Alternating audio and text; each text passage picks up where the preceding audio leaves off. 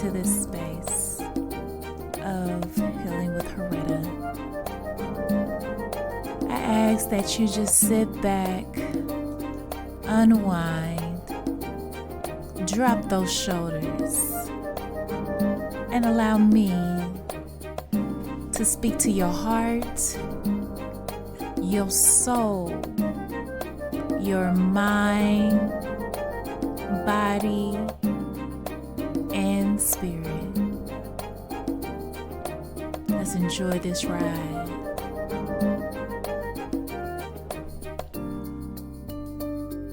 Hello, hello, hello, hello, hello, hello, hello, hello. Welcome back, y'all. So those hellos was a nod to one of my favorite characters from the movie Love Jones that came out this month, but 27 years ago. Yes. But anyway, it's from a character named Josie, and she is the best friend of the main character. And there's just something about Josie that I resonate with quite a lot. More than anything, she was that bestie. She was the girlfriend that gave, honesty and truth and lend an ear when it was necessary. And I just feel like that's who I am. I am that sister, girlfriend, cousin, auntie that's gonna, give it to you real, give you a shot, no chaser. That's me. So yeah, I enjoy being that person for my clientele. So with that being said, I want to know, have you been doing what you need to do? And you might be saying, oh my God, Retta, what was I supposed to be doing? Well, last time that we talked, we discussed about you leaning into your sixth sense, that intuition. Have you been doing that? Have you taken the time to focus?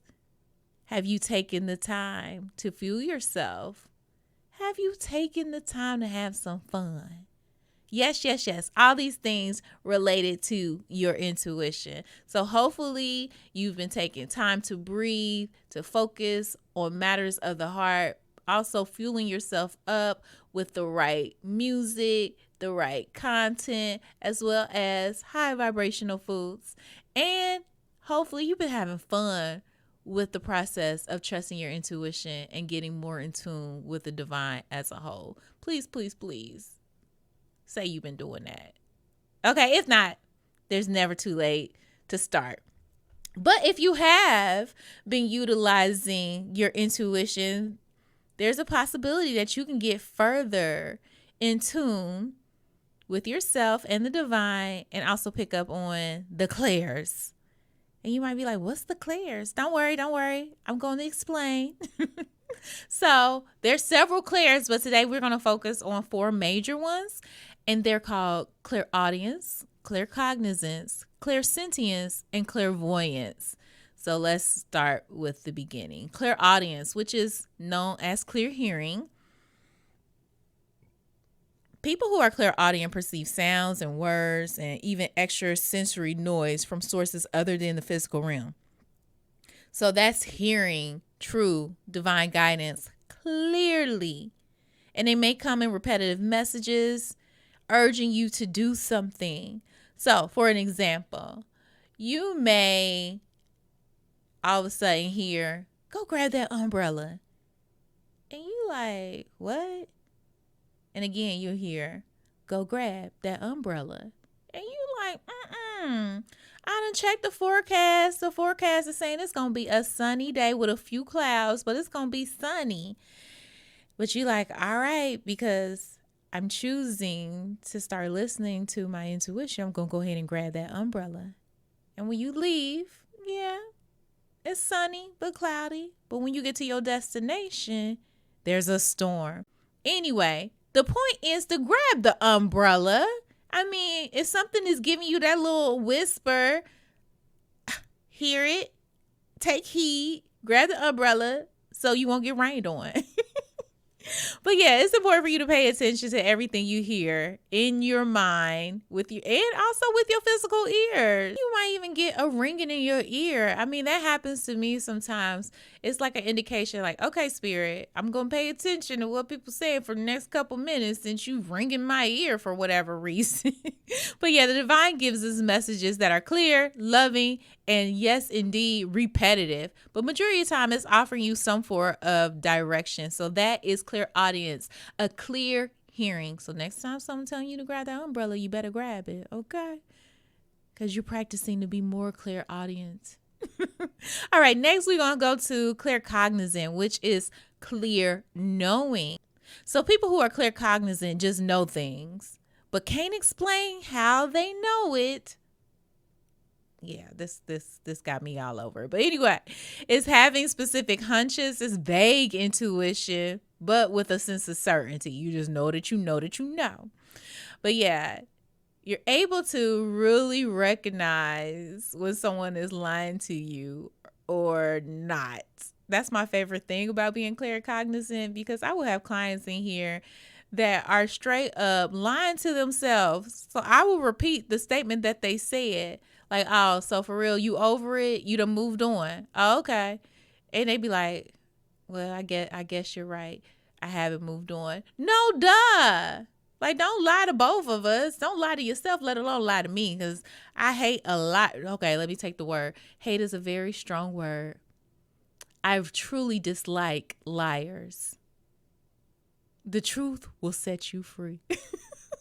But anyway, part of being claircognizant is knowing when someone is being dishonest with you or not. But it's important for you not to discount your thoughts or your dreams that you maybe have, especially if you've been asking for answers. They can be revealed to you in your dreams. So I recently ran into, so you know how on social media, it'll be a million different things on there, but some video was talking about if you state a mantra before you go to sleep, how you want to remember your dreams, you can. So I repeated it a different kind of ways. Like, I want to recall my dreams when I wake up.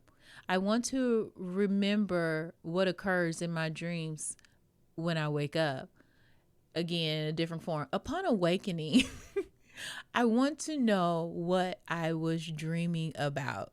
And when I did that, believe it or not, I was able to remember my dreams. So if you are a person who remember your dreams naturally, congratulations. Good for you. So, no, I'm just playing. I'm jealous, low key. But yeah, if you do remember your dreams or want to remember your dreams, or are setting the intention to remember your dreams, I believe it's important for you to have a dream journal right next to your bedside, but just a little book or something that you can hurry up and scribble down anything that you recall from your dreams, because it definitely could give you answers, and it's part of you being claircognizant, of having a clear knowing. All right, next we go to clairsentience, which is a clear sensation or feeling. People who are clairsentient perceive information by a quote unquote feeling within their whole body without any other stimuli.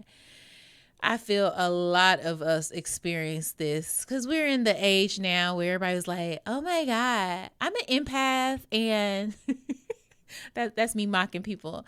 I'm empathic and I just pick up on what other people are feeling. Okay, that's great. You're clairsentient. So you're able to pick up on others' emotions easily. But more than anything, everybody want to brag about empath, but it is not fun being an empath. So it's important for you to distinguish the emotions of your own and the emotions of others. And it's also important to be in tune with your emotions, those deep emotions, those intense feelings, and not being afraid of feeling them. For some reason, we do not like connecting with our emotions, the vulnerability of it all. I'm guilty of it too. But when we are connecting with our emotions, we're able to decipher what's ours and what may be another's. Now, listen, personally, I used to enjoy being the friend where everybody came to for advice or wanting to get things off their chest, whatever it may be. I enjoy being that friend, but in due time, I realized that people were dumping their emotional baggage on me, not intentionally, but I was feeling a lot of the remnants of what was going on with them after the fact. So they finished talking to me, they feel all good, but then I'm left with the residue to have to clear up. So it's important to pause occasionally and to see if there's a need to cleanse yourself from other people's energy or not. We'll talk about cleansing at some point along this ride. So I have a funny story about how I really realized I was clairsentient. This was years and years and years ago at the very beginning of my spiritual journey. Me and my friends were going to a Kendrick Lamar concert, and this is when he was still, getting his stripes, the very, very beginning. By the way, I love Kendrick Lamar. I've been to 3 concerts. But anyway, this was the very first one.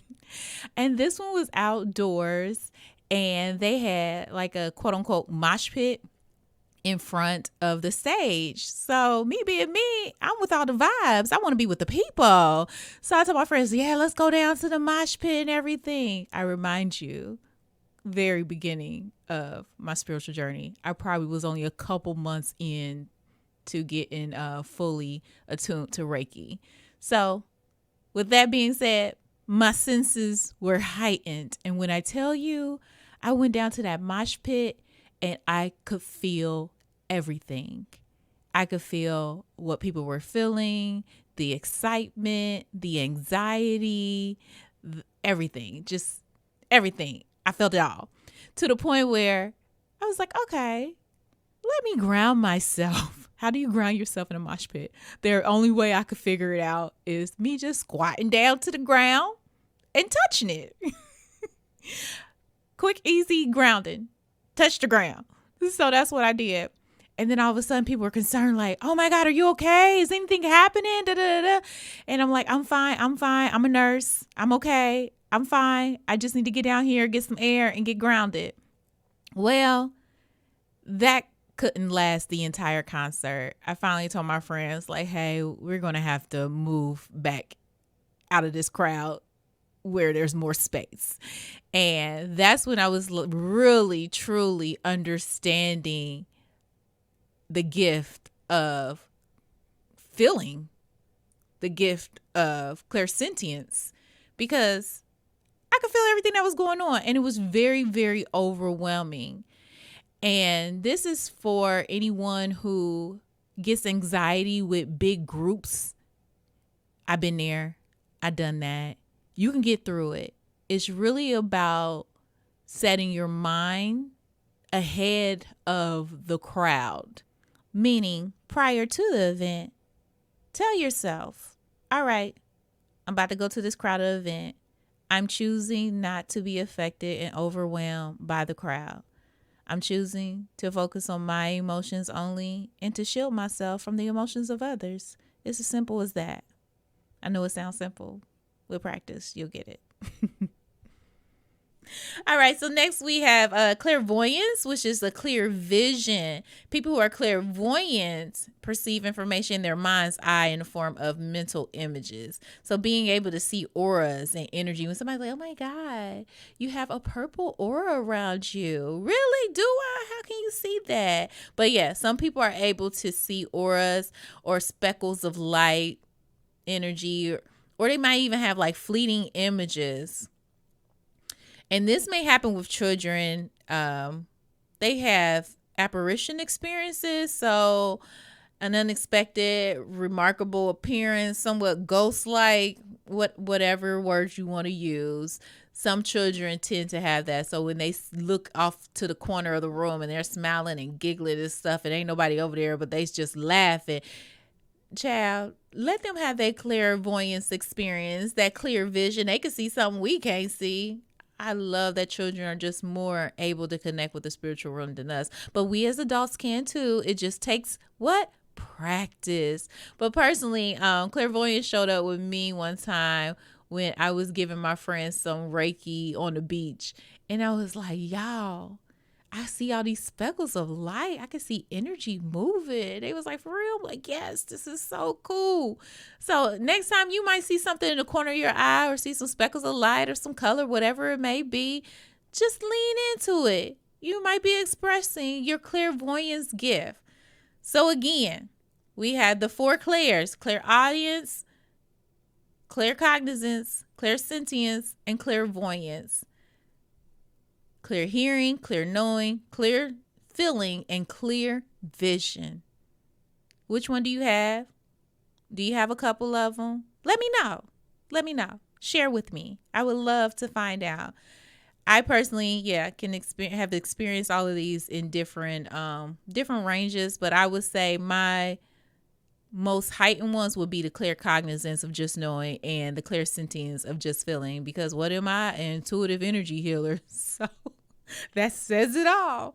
I can touch people and know things, and I can also touch different parts of their body and just feel things. So all of that.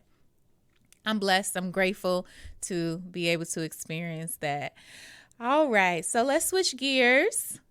I told you guys that I would try my best to give you cosmic updates with what's going on in the atmosphere. If you are having a lot of emotions right now, blame it on the moon, y'all. Just blame it on the moon. We had a full moon this past Monday on the 25th, and it was a lunar eclipse. So that means it was even more heightened. And we are in an eclipse season.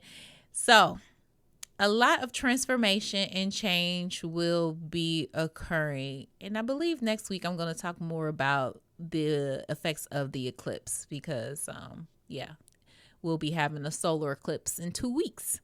And that one is, if you ain't heard about it, you'll be hearing about it because it's making a whole lot of news, especially in Ohio, because we're going to get to see the total totality. Yes. But anyway, so if you've been a little bit more emotional, blame it on the moon. So while scrolling the other day, I came across a post by Ancestral Voices, and it said the following about the moon. The energy right now is no joke. Heightened triggers, past shadows resurfacing, familiar paradigms being broken down. The life, death, and rebirth cycle is playing out right before our very eyes. So many lessons are being revealed within the chaos if we take time to listen. So if you're experiencing a whirlwind of emotions right now, know that you are not alone. Life may feel extreme at the moment, pushing you out of your comfort zone. The unknown can be daunting, but have faith. You are being called to step into a higher version of yourself. Yes, yes, yes. Receive that. Why wouldn't we want to continue to ascend higher? Yeah, I just wanted to drop that post. But back to this moon thing. So for me personally, full moons, child, with nursing, that was not the thing to do. It came a point where I did not want to work around full moons because my patients would seriously lose their minds. It was either being up all night, anxious, or falling out the bed, or angry. It was always something around full moons. And it was to a point where I was like, you know what? I do not want to work around full moons. And then I was like, well, what is it about it? So I started doing my own research. And what I realized is that the full moons pulls the tides of the oceans, right? So the moon naturally pulls the water to and from. And guess what? Us as human beings, we're majority water. So what is that going to do? The moon is going to be pulling us to and from and cause emotional imbalance occasionally. Your emotions is related to that sacral chakra, and your sacral chakra is related to the element of water. You see how it all connects? Do you see? And if we want to go even further, a water sign such as Cancer is associated with the moon. And we all know that, Cancer sometimes get a bad rep for being emotional and sensitive. But their main planet is the moon. They're ruled by the moon. So that is why they're emotional. Shout out to my Cancers. Now listen. I'm on the cusp. I'm a Cancer Leo. So, yes, I experienced the sun and the moon, a nice little balance. So I have love for my Cancerians. But anyway, yeah, our emotions could definitely have been affected by this full moon energy that is occurring. Okay. And we had what's coming up is the Mercury retrograde. Dun, dun, dun. I don't know why Mercury retrograde gets such a bad rep. I just feel like, especially since social media, like, oh my God, it must be Mercury retrograde because my life is going to hell. That is your own doing. Don't be blaming that on the planets. But if you are unaware, retrogrades is when planets appear to be moving backwards in our sky as the planet passing the Earth. The normal flow of energy associated with the planet is reversed, and our focus is directed inward. So retrogrades can create change and disruption for the sake of our progress. And this eclipse season is bringing about a lot of change and transformation. So I strongly suggest you don't fight it. You just rock with it. Lean with it, rock with it, lean with it, rock with it, lean with it, rock with it. All right, that's the music reference of today's episode. It's by Dem Franchise Boys. DEM, franchise with a Z, boys with a Z. Era 2006. Yeah, rock with it, y'all.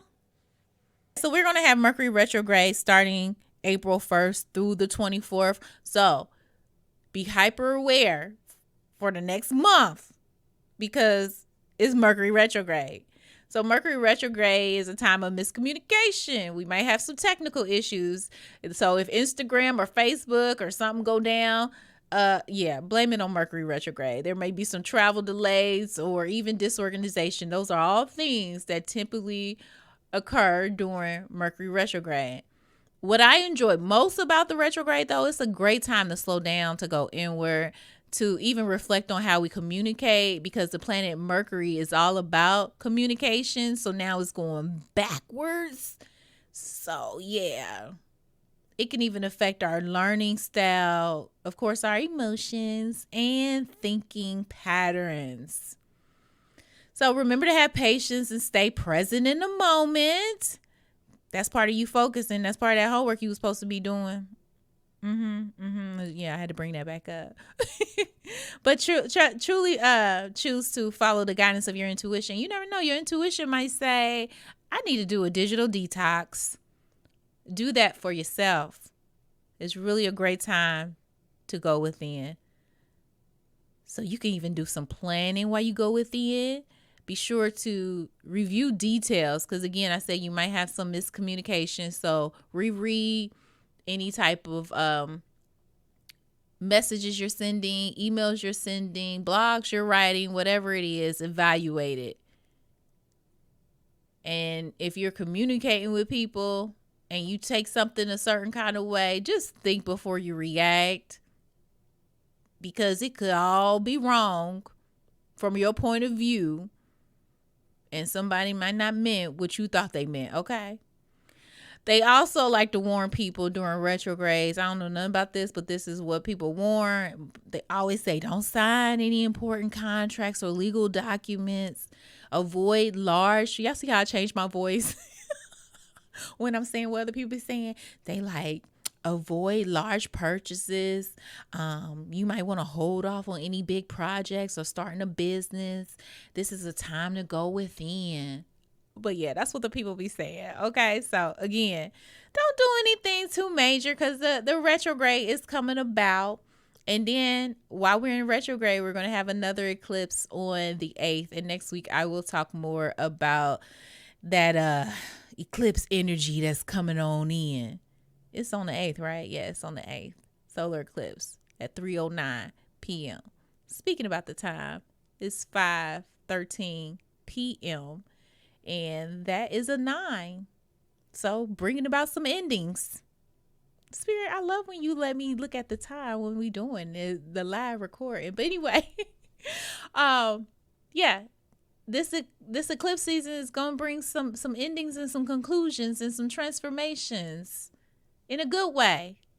things that are necessary for us to move forward in life. So I encourage you to do things differently, to get outside of your comfort zone. I know at times I repeat things, but it's really for spirit. It's really because spirit wants me to reiterate, things that need to be heard repeatedly. How else are we going to learn if we don't hear it over and over and over again? And on that note, I'm out. Until next time, y'all. All right. Peace.